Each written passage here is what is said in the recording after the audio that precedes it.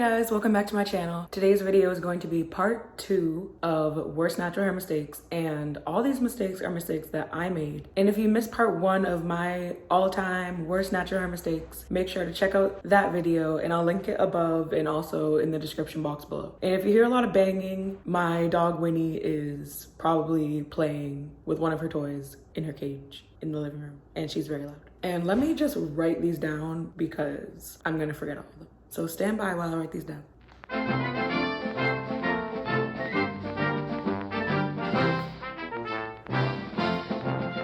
Okay, so I just wrote down off the top of my head more of the worst natural hair mistakes that I'm guilty of, and you guys might be guilty of, but don't beat yourself up over it if you've done these things. Just know better in the future, and if you want to go long natural hair, all these things could be stopping you. So welcome to my TED Talk. So, number 1 is the phrase snatch my edges or snatch my wig, but literally. Like, for example, I have this wig on right now. I have a wig cap on, and my hair is still in my mini braids protective style. But if I didn't have my wig cap on, and this wig has, as you guys saw in my Get Ready With Me, my last video, and I showed you guys the inside of this wig, it has combs. But if you don't have a wig cap and you have braids underneath and the combs attached to the braids, especially if you have really fine hair strands like I do, the wig will literally snatch your edges. Like, it's not a joke. Snatch my wig, snatch my edges. The wig will literally snatch your edges. So definitely make sure you're really protecting your hair underneath if you are protective styling and wearing wigs to try to grow your hair out, because we don't have time for the wig literally snatching our edges if we're trying to grow our hair underneath the wigs. So number 1, snatch my edges. Number 2, trying products from YouTubers that actually dry your hair out. So this is like if your favorite YouTuber recommends a product and then you go to Target and buy it and you put it on your hair and you instantaneously know that it was a mistake and this is not working for your hair. Don't keep trying to make the product work for you, and don't keep trying to keep using the product just because your favorite YouTuber is using it, because they might have different density, porosity, curl pattern. They might have just a whole list of differences from your hair, which is making the product work for them and not work for you. But don't try to force it. And I have definitely been guilty of this because I have a lot of natural hair YouTubers that I watch. And for example, one of my favorite all-time YouTubers is Lacetti. I've literally been watching her since she had like 10,000 subscribers, which was literally like 9 years ago. I've literally been watching her for like 9 years, and now she has over 3 million. But she uses the Camille Rose Curl Maker product a lot. And also my older sister also uses that product, but for her and my older sister, those products work great. But I know that that product does not work for me at all. And so many times why'd I keep moving this pen around like this? So many times I tried to make that product work for me, and I should just accept that that product does not work for me, and I can't keep trying to force the issue. And finally, I've stopped trying to use that product, and it made my hair so scrunchy. It made my hair so crunchy, so dry. But the way that it usually works for people when it works for them is that it like makes their curls really defined and moisturized.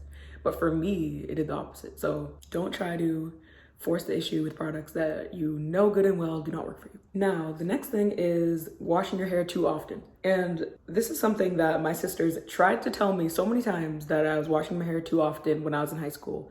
Because I would wash my hair like literally every 3 days, and I saw nothing wrong with it. But now I see a lot wrong with it. So now I wash my hair either every 1 week or every 2 weeks. But before, as soon as my hair would be feeling dry, and not even too dry, like literally if it wasn't wet, I would wet it again and wash it again. Which makes absolutely no sense. So yeah, definitely don't just wet your hair just to wet it, because that's just way too much manipulation. And that's probably another reason why my hair stayed at like collarbone length for literally like 3 years, because I was washing my hair like every 3 days and combing it in the shower. And also when you comb your hair when it's wet, which is like a bonus number to these 10 tips, is that when you comb your hair when it's wet, it's more likely to break off. So I was combing my hair when it was wet all the time, literally every 3 days. And that was just way too much manipulation and it was breaking my hair off. And there's no need to wet your hair every 3 days, especially if you have hair like mine, like low porosity, type 4, really thick but like fine strands. No need to be washing your hair that often. And then number 4 is washing your hair too often, but your scalp is still always dry. So I was really guilty of this because even though I was washing my hair so often, I wasn't using the right products when I was washing my hair. So I wasn't using like a good clarifying shampoo. So even though I was washing my hair too often, my scalp was getting cleaned not often at all. So definitely make sure your scalp is clean. Definitely make sure your scalp is clean. Of course, I need a coffee break. Okay, back to the tips. Okay, so number 5 is using the wrong deep conditioners. You can deep conditioner your hair. Why do I always say that? You can deep condition your hair once a week, all you want, but if you're using the wrong deep conditioner that doesn't work for you, it's not going to help your hair at all. See, there goes Winnie making all that noise. And I was so guilty of this before. Like, I can't even remember what deep conditioner it was, but it definitely wasn't the Shea Moisture Jamaican Black Castor Oil deep conditioner or the Shea Moisture Manuka Honey deep conditioner, because those are my all-time favorite 2 deep conditioners / hair masks to use once a week. But whatever deep conditioner I was using, it just wasn't doing the job. Coincidentally, I have another 2 of my favorite deep conditioners right here in a basket, which are, because I was just filming TikToks. So one of them that I really like is the Aussie Moist 3-Minute Miracle Deep Conditioner with avocado and Australian jojoba oil. And another one that I love is Disrespectful Trucks. And another one that I love is the African Pride Moisture Miracle. This is the longest name ever.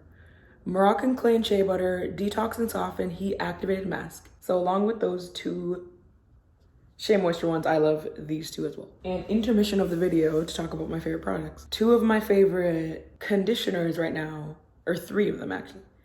One is the Shea Moisture Jamaican Black Castor Oil Strengthen and Restore Conditioner. I love this one.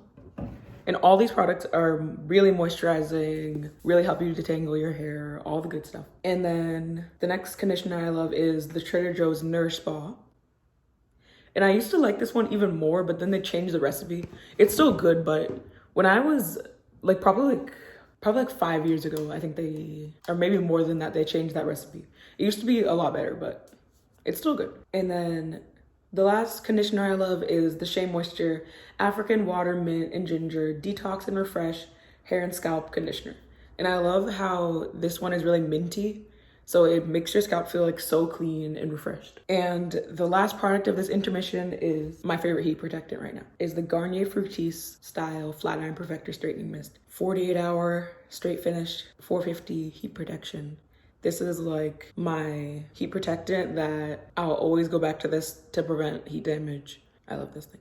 Okay, back to the tips. So number 6 is, little do you know, you're allergic to certain ingredients in the products. And that is why your scalp feels so itchy like 24 hours after doing your hair. So I don't know if I'm allergic to a product.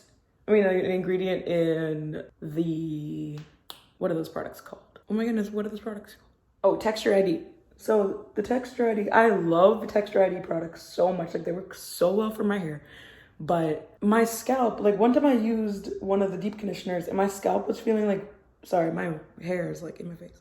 My scalp like started to feel itchy like the next day when I had the Texture ID products in. But I need to look at those ingredients because, and it was only one of them. It wasn't like all the Texture ID products. It was just one specific product. So I need to go and see the ingredients of that to see what was going on there. But if you notice that your scalp is feeling itchy after using a certain product, please pay attention to that because you don't want your hair to be like falling out from the root or anything because your scalp is so irritated.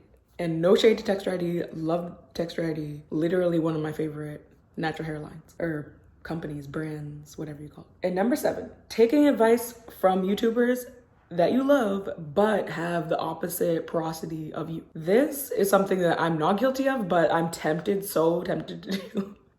Like, for example, one of my all-time favorite natural hair YouTubers is Natural Rain, and she has high porosity hair. So when I watch her videos, like her favorite product videos, I like really want to like try all the products just because she's like my hair goal. But I know that since she has high porosity hair and I have low porosity, like extremely low porosity, then the products might not work. But I'm always tempted. Make sure that the products that you're trying that are recommended by your favorite YouTubers are YouTubers that have similar porosity, because you don't want to be making rookie mistakes with the porosity. Number 8 is trying trends in the natural hair community, especially the rice water trend. So again, like all these tips go back to porosity, but rice water is rich in protein.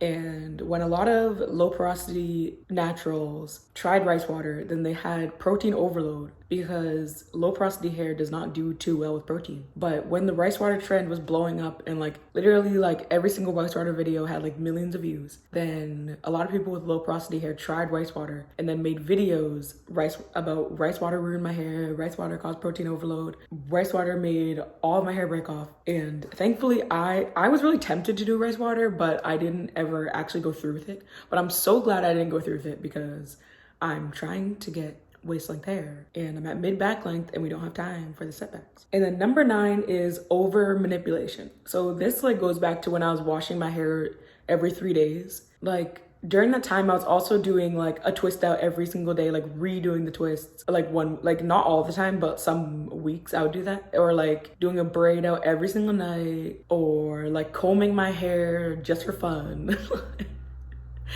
Like doing too much. So yeah, over manipulation is a no. And then number 10, the final tip, is under manipulation. So this kind of contradicts the last tip, but I noticed that like last year or 2 years ago, when I was wearing my hair in a high bun, like for like 2 weeks at a time, and not styling my hair, not doing anything to it, then I had a lot of breakage like in the middle of my head, because like where the bun was, the tight hair elastic was like breaking my hair off in this area. So that is like neglecting your hair, like over manipulating your hair is bad, but then neglecting your hair and under manipulating it can also be bad, because if you leave your hair in a bun for 2 weeks at a time and your hair is just dry and tight and breaking off, that can also cause major natural hair setbacks. And guys, that was all the 10 tips. And thank you guys so much for watching part 2 of worst natural hair mistakes. And if you missed part 1, make sure to check out that video, which I'll link below. Make sure to like this video, comment below any other worst natural hair mistakes that I didn't mention, and also comment below any video ideas you would like to see on my channel. And make sure to subscribe to my channel for more videos like this. And also, thank you guys, first of all, for 1,000 subscribers. And right now, today, this morning, we hit 2,000 subscribers. So thank you guys so much for 2,000 subscribers. And I'll see you guys in my next video. Bye, guys.